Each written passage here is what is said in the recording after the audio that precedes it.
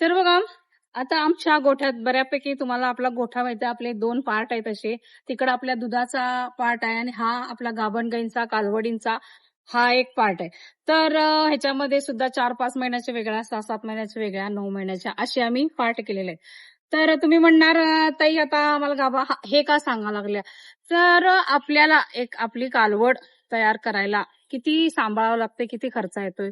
एखादी चांगली गाय किंवा आपली पहिलारू कालवड जर तिचा गर्भपात झाला, ती गाभडली, आपल्या ग्रामीण भाषेत जर ती गाभडली, तर आपलं पूर्ण 9 महिन्याचं जे कष्ट असते ते वाया जाते. त्याच्याशिवाय आपलं आर्थिक नुकसान होते, कारण किती दुधावरूनच जाते, दूध कमी येते त्याचं.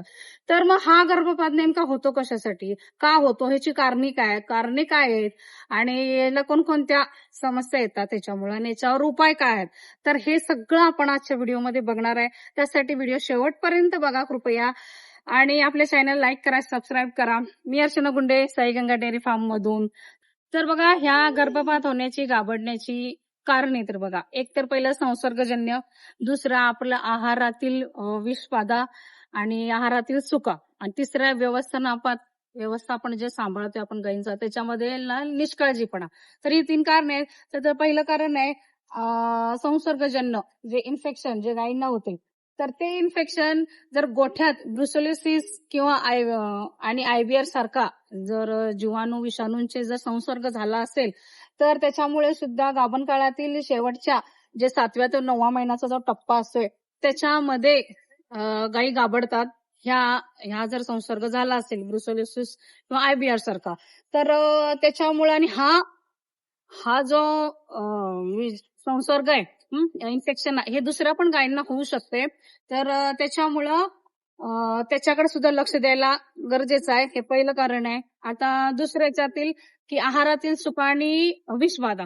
तर आहारातील चुका बघा, की जो आपण गायींना जो चारा देत असतोय, आपण जो चारा वापरत असतोय, तर बघा आपली जो मुरघास असतो, त्याला बघा, मुरघासला जर तो व्यवस्थित जर पॅक नाही झाला तर त्याला बुरशी लागते. तो कुसतो, बुरशी लागते. तर तो बुरशीयुक्त असा चारा जर तिला पोटात गेला तर त्याच्यामुळे सुद्धा गाई गाभडण्याचं प्रमाण जास्त होतंय. आणि त्याच्याशिवाय आहारामध्ये जो कमी वाढलेला, जास्त परिपक्वतेचा जर चारा नसेल, ज्या चाऱ्याची परिपक्वता पूर्ण नसेल, कवळा अर्धवट वाढलेला, अशा चाऱ्यामुळे सुद्धा गाई गाभड शकतात. तर त्याच्याबरोबर आणि ज्या आपण गायींना, कालवडींना आपल्या, की कॅल्शियम, परत जी खनिजे, विटॅमिन्स ए, ई, सेलेनियम यासारख्या खनिजांची सुद्धा कमतरता भासल्यामुळं पण गाभडतात गायी. त्याच्यासाठी सुद्धा मिनरल मिक्सचर द्यायचं असते बघा. आणि त्याच्याच बरोबर आता जो तिसरा मुद्दा आहे आपला, जो व्यवस्थापनातला, तर आपण जे व्यवस्थापन गायींचं करतोय, तर गायींना आपण जे मोकळं सोडलेलं असतंय, त्याच्यामध्ये ते मारामारी केल्या किंवा जर तुमचा बांधीव गोठा असेल तर त्याच्यामध्ये 2 गायींचं अंतर जर पुरेसं नसेल, तर त्यांच्यामध्ये दाटीवाटी जर झालेली असेल तर त्याच्यामुळे सुद्धा त्यांच्या पोटाला धक्का लागून गर्भपात होण्याची शक्यता असते. त्याच्यामुळे 2 गायींचं अंतर पण महत्वाचं असतंय. आणि त्याचबरोबर गायींना जे शिंगे मारामारी करतात त्यामुळे शिंगकळी करणे हे सुद्धा खूप गरजेचं असते.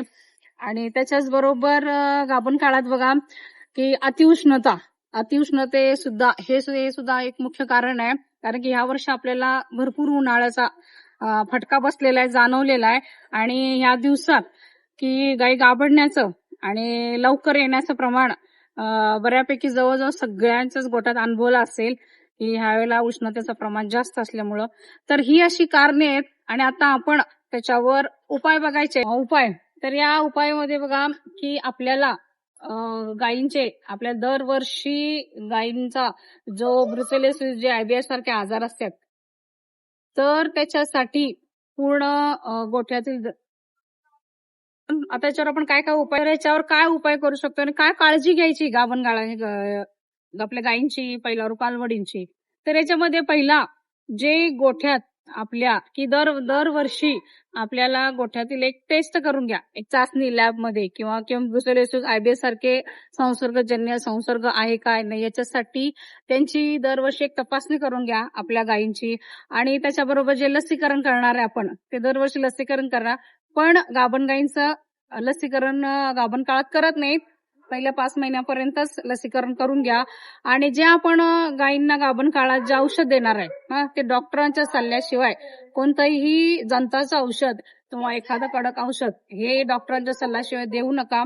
त्याच्याच बरोबर मिनरल मिक्सचर हे तुम्ही याचा वापर करा. आणि याच्यामुळे कॅल्शियम त्यांच्यामधली जी विटॅमिन्स आहेत त्याची जी पातळी असते ती भरून निघते मिनरल मिक्सचरमुळं.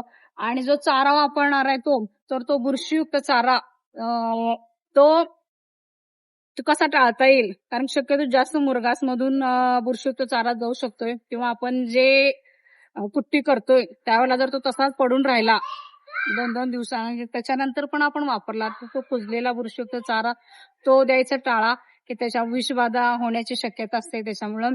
आणि उष्णतेसाठी गायींना बघा 24 तास पाण्याची सेवा करणे ह्याला काही पर्यायच नाही, हे तर तुम्ही केलंच पाहिजे.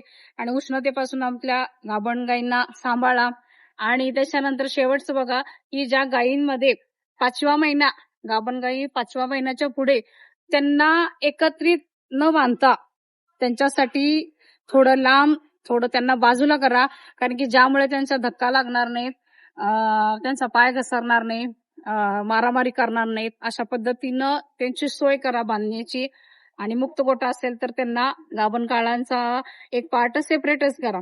एक सगळ्यात महत्वाचा एक भाग येतोय, की ज्या वेळेला गाई आपलं गर्भपात होतो गाभडते तर त्या वेळेला की त्याचं जे घाण ते टाकलेलं असतं, जो बच्चा अर्धवट आपल्या जन्मलेला जो असतोय ती जी घाण असेल, जी वार ती जार ती पडलेली असते घाण, तर ती तुम्ही जमिनीत पुरून टाका. आणि त्या गाईला इतर गायींपासून किंवा कमीत कमी 15-20 दिवस बाजूला ठेवा, कारण की तिची जोपर्यंत 15-20 दिवस ती घाण टाकत असते त्याच्यामुळं पण इतर गायींना पण तिची बाधा होण्याची आणि संसर्ग होण्याची शक्यता असते.